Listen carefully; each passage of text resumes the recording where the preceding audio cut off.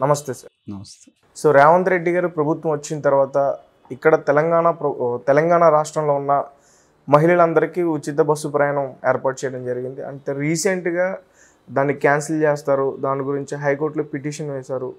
చట్ట ప్రకారంగా అది సరికాదని చెప్పేసి కొంతమంది వాదనలు వినిపిస్తున్నారు.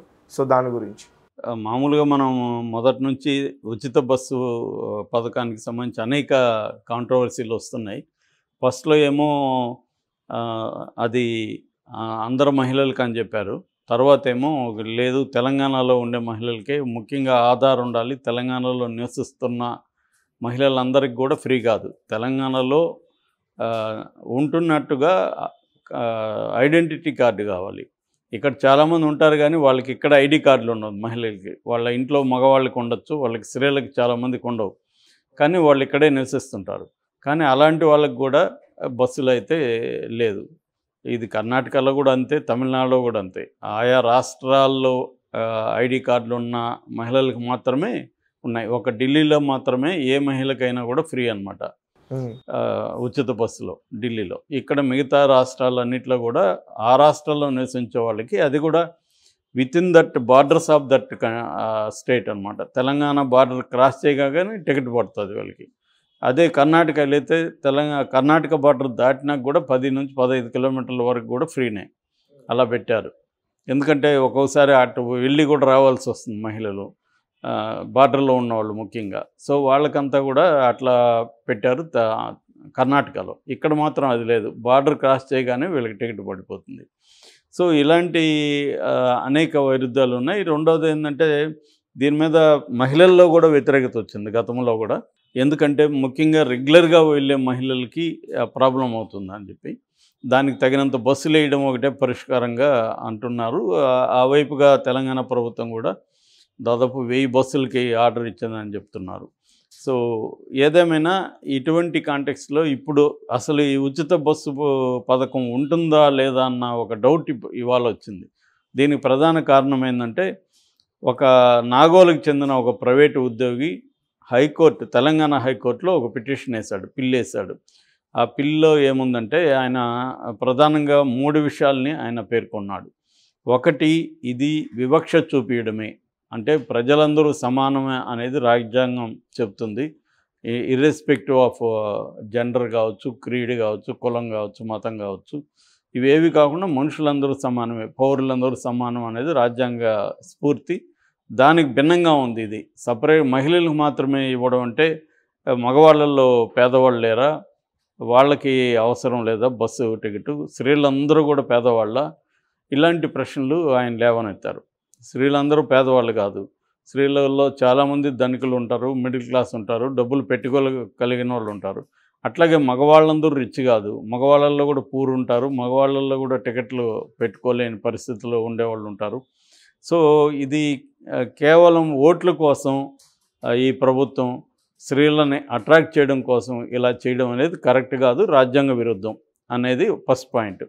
రెండో పాయింట్, ఈ ఆర్టీసీ ఏర్పడింది కేంద్ర చట్టాల నుంచి, కేంద్ర చట్టాల ద్వారా ఆర్టీసీ అనేది ఏర్పడినప్పుడు రాష్ట్ర ప్రభుత్వానికి ఆర్టీసీతో ఇలా ఆడుకునే హక్కు కానీ అధికారం కానీ లేదు. ఇది కేంద్ర ప్రభుత్వం నిర్ణయం తీసుకోవాలి, దాని పర్మిషన్ తీసుకోవాలి, వీళ్ళు చేయలేదు. కాబట్టి రాష్ట్ర ప్రభుత్వానికి ఈ అధికారం లేదు అనేది ఆయన లీగల్ పాయింట్ కూడా రైజ్ చేశారు. ఇక మూడవది, ఇది ఆర్టీసీ లో ప్రయాణించే మహిళలు పని ఉన్నా లేకపోయినా కూడా ఫ్రీ కాబట్టి వెళ్ళిపోతున్నారు. దీనివల్ల రెగ్యులర్గా ప్రయాణించే మహిళలకి చాలా ఇబ్బంది ఉంది. వాళ్ళు ఉద్యోగాలకి సకాలంలో వెళ్ళలేకపోతున్నారు. రెండోది, ఒక కంఫర్ట్గా వాళ్ళు వెళ్ళలేని పరిస్థితి, వీళ్ళతో పోరాడి కొట్లాడి వెళ్ళాల్సి వస్తూ ఉంది అని చెప్పి ఆయన కొన్ని ఎగ్జాంపుల్స్ కూడా చెప్పాడు. మొన్ననే సికింద్రాబాద్ నుంచి దుబ్బాకు వెళ్తున్న బస్సులో 2 మహిళలు చెప్పులతో కొట్టుకున్నారు, జుట్లు పట్టుకున్నారు, కొట్టుకున్నారు, మళ్ళీ పైగా చెప్పులతో కూడా కొట్టుకున్నారు ఒక సీటు కోసం, ఖాళీ అయిన సీటు కోసం. సో ఇలాంటివి చాలా జరుగుతున్నాయి. దీనివల్ల మహిళల్లో అశాంతి రావడం, గొడవలు రావడం, రెగ్యులర్గా స్త్రీలు వెళ్ళే వాళ్ళకి వాళ్ళు టికెట్ మామూలుగా అయితే వాళ్ళు టికెట్ ఇచ్చి కంఫర్టబుల్గా జాబ్కి వెళ్తారు. ఇవాళ అటువంటి పరిస్థితి లేదు. చాలామంది మహిళలకి బస్సులో సీటు దొరక్క ప్రైవేట్గా వెళ్ళాల్సి వస్తుంది, ఇంకా ఎక్కువ పడుతుంది వాళ్ళకి. మామూలుగా అయితే ఫ్రీ అంటున్నారు కానీ చాలామందికి బస్సులో సీట్లు లేనప్పుడు ఏం చేయాలి, ఆల్టర్నేటివ్గా టైం అయిపోతుంది, ఆటోల్లోనో ఇంకొకటో పట్టుకొని పోవాలి, దానివల్ల వాళ్ళకి బర్డెన్ ఎక్కువ అవుతుంది. ఇదేంటంటే ఇది ఒక ఇర్రేషనల్ స్కీము, ఒక లాజిక్ లేదు ఈ స్కీమ్లో. మహిళలందరికీ ఒక ఘాటును కట్టిన స్కీమ్ ఇది రాంగ్. ఇది మహిళలందరూ పేదవాళ్ళు కాదు. దీంట్లో నిజంగా పేదవాళ్ళని గుర్తించి వాళ్ళకి అవసరాలు ఉంటే ఇవ్వచ్చు, లేదా సబ్సిడీ ఇవ్వచ్చు వాళ్ళకి టికెట్స్లో, లేదా వాళ్ళకి ఫ్రీ చేసినా కూడా పర్వాలేదు, సపరేట్గా స్కీమ్ పెట్టచ్చు. స్త్రీలకు అందరికంటే పనున్నా లేకపోయినా అందరూ వెళ్తూ ఉంటారు. సో దీన్ని అందుకని ఈ పథకాన్ని రద్దు చేయండి అనేది ఇప్పుడు హైకోర్టుకి వెళ్ళింది. హైకోర్టు ఇంకా రియాక్ట్ కాలేదు. మేబీ హైకోర్టు ఈ పిటిషన్ని యాక్సెప్ట్ చేస్తుందని చెబుతున్నారు. యాక్సెప్ట్ చేసినాక హైకోర్టు ఏం చేయొచ్చు అన్నప్పుడు ఈ పథకాన్ని రద్దు చేసే అవకాశం ఉందని కొంతమంది అంటున్నారు. అసలు రద్దు చేసే అవకాశం లేదు. మామూలుగా అయితే లీగల్గా ఏం చేస్తుందంటే గవర్నమెంట్కి నోటీసులు ఇష్యూ చేస్తుంది, దీని మీద కౌంటర్ ఇవ్వమని వాళ్ళ అభిప్రాయాలు. అంటే ఇతను లేవనెత్తిన పాయింట్లకి తెలంగాణ ప్రభుత్వం ఆన్సర్ ఇవ్వాల్సి ఉంటుంది. అదొకటి.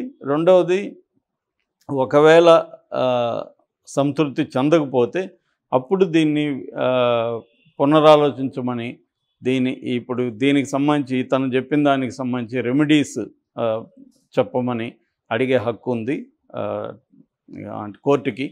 అంటే ఇప్పుడు ఈ సమస్యను ఎలా పరిష్కరిస్తారు, రెగ్యులర్గా పోయే స్త్రీలు ఈ బాధలు పడుతున్నారు, వాళ్ళకి మీరేమి పరిష్కారం చేయబోతున్నారు, అట్లాగే ఇక్కడే ఉంటూ వాళ్ళ ఐడి కార్డు లేదనే పేరుతో వాళ్ళకి నిరాకరించడం కరెక్టా, ఇట్లాంటి అంశాలు చర్చకు వచ్చే అవకాశం ఉంది అనేది అంటున్నారు. సో ఇది కానీ ఒకవేళ హైకోర్టు దీన్ని రద్దు చేస్తే పరిస్థితి ఏంటనేది కూడా కొంతమంది, ముఖ్యంగా మహిళలు ఆందోళన చెందుతున్నట్టుగా అర్థమవుతుంది. నేను అనుకోవడం, ఒకవేళ రద్దు చేసినా కూడా మళ్ళీ స్టేట్ గవర్నమెంట్ సుప్రీంకోర్టుకి వెళ్ళే అవకాశం ఉంది. ఎందుకంటే హైకోర్టు కూడా అంత తీవ్ర చర్య తీసుకోకపోవచ్చు. ఒకవేళ తీసుకుంటే ఇక్కడ స్టేట్ గవర్నమెంట్ సుప్రీంకోర్టుకి వెళ్తుంది, సుప్రీంకోర్టులో మళ్ళీ విచారణ జరుగుతుంది. అప్పుడేమవుతుందంటే మిగతా రాష్ట్రాల నుంచి కూడా పిటిషన్లు వేసే అవకాశం ఉంది. ఎందుకంటే తెలంగాణ ఓ దాంట్లో లేదు కదా, తమిళనాడులో ఉంది, ఢిల్లీలో ఉంది, కర్ణాటకలో ఉంది. సో వీళ్ళందరూ కూడా సుప్రీంకోర్టుకి వెళ్తారు రేపు పొద్దున, లేదా ఆయా రాష్ట్రాల హైకోర్టుకి వెళ్తారు. దానివల్ల ఇవన్నీ కలిపి విచారించే అవకాశం సుప్రీంకోర్టులో ఉంటుంది. ఖచ్చితంగా ఇది వెళ్తుంది. ఎందుకంటే ఇవన్నీ కూడా ప్రధానంగా నాన్ బీజేపీ రాష్ట్రాల్లోనే ఉంది కాబట్టి బీజేపీ వాళ్ళు కూడా దీని మీద కేసులు వేసే అవకాశం ఉంది. ఎందుకంటే ఇప్పుడు ఎలక్షన్లు దగ్గరకు వస్తున్నాయి కాబట్టి దీని ఏమన్నా కొద్ది రోజులైనా స్టే ఇచ్చినా కూడా వాళ్ళకి బెటరే. అంటే కొద్ది రోజులు ఆపేసినా కూడా మహిళల్లో వ్యతిరేకత వస్తుంది కాంగ్రెస్ ప్రభుత్వం మీద, వీళ్ళు కావాలనే చేశారు ఇదంతా. సో కాబట్టి ఇది చేస్తున్నారని ఒక పుకారు వినిపిస్తుంది. ఇక్కడేమో బీఆర్ఎస్ వాళ్ళే ఈ పని చేస్తున్నారని కూడా కాంగ్రెస్ వాళ్ళు విమర్శిస్తున్నారు. అంటే బీఆర్ఎస్ ఈ పథకాలు కానీ అమలు అయితే బీఆర్ఎస్ ఉనికిలో లేకుండా పోతుందనే ఒక భయం బీఆర్ఎస్లో స్టార్ట్ అయింది. అందుకని వాళ్ళు ఈ పథకాలని అమలు కానివ్వకుండా రకరకాల కుట్రలు చేస్తూ ఉన్నారు. ఆల్రెడీ తీవ్రమైన విమర్శలు చేస్తున్నారు. సో ఈ కాంటెక్స్లో బీఆర్ఎస్ వాళ్ళే వేరే వాళ్ళ ద్వారా కోర్టులకి పిటిషన్లు వేయించి దీన్ని కనీసం కొద్ది రోజులు స్టే ఇచ్చినా కూడా ప్రస్తుతానికి ఆపండి, ఈయన చెప్పిన విషయాల మీద మీ అభిప్రాయాలు తీసుకుని దీనికి రెమెడీ చూసిన తర్వాతే అప్పుడు మళ్ళీ స్టార్ట్ చేయండి, ఇప్పటి వరకు ఆపండి అని కానీ స్టే ఇచ్చిందనుకో హైకోర్టు, కాంగ్రెస్కి ఇబ్బంది. అప్పుడు మళ్ళీ బీఆర్ఎస్ అటాక్ చేస్తుంది. కాంగ్రెస్ వాళ్ళకి చిత్తశుద్ధి లేదు, వీటన్నిటినీ లీగల్ పాయింట్స్ ఇవన్నీ చూసుకొని కదా పెట్టాలి, ఇవేవి లేకుండా పెట్టింది, వాళ్ళకి అమలు చేయాలనేమి ఇంట్రెస్ట్ లేదు, వాళ్ళకి ఏదో రకంగా ఆగిపోతే బాగుండనే వాళ్ళు కోరుకుంటున్నారు. ఎందుకంటే ఖజానాలో డబ్బులు లేకుండా 420 హామీలు ఇచ్చేసి అధికారంలోకి వచ్చారు అన్న ఒక నెరేటివ్ని బీఆర్ఎస్ తీసుకుంటుంది. సో ఇప్పుడు ఏంటంటే ఎన్నికల దగ్గరకు వచ్చే కాడికి రకరకాల స్ట్రాటజీలతో బీఆర్ఎస్ కూడా రంగంలోకి దిగుతుంది. కేసీఆర్ ఇంట్లో ఖాళీగా కూర్చోడు కదా, ఆయన ఖచ్చితంగా ఆయన ఇప్పుడు కంప్లీట్గా ఆయనకి టైం ఉంది కాబట్టి అనేక వ్యూహాలు ఆయన రచిస్తుంటాడు. దాని అమలుకు ఎలాగో గట్టి టీం ఉంది ఆయనకి. కేటీఆర్ ఉన్నాడు, హరీష్ రావు ఉన్నాడు, కవిత ఉంది, చాలామంది బీఆర్ఎస్ నాయకులు ఉన్నారు. సో ఈ రకంగా చేసుకున్నప్పుడు కాంగ్రెస్ తన హామీల్ని నెరవేర్చకుండా చూసుకునే బాధ్యత వీళ్ళు తీసుకుంటారు ఇండైరెక్ట్గా. ఓకే, నెరవేర్చకుండా చూసుకోవాలి, నెరవేర్చలేదని మళ్ళీ వీళ్ళే కౌంటర్ అటాక్ చేయాలి. సో దీన్ని రేవంత్ రెడ్డి ప్రభుత్వం ఎలా డీల్ చేయబోతుంది అనేది మనం చూడాలి.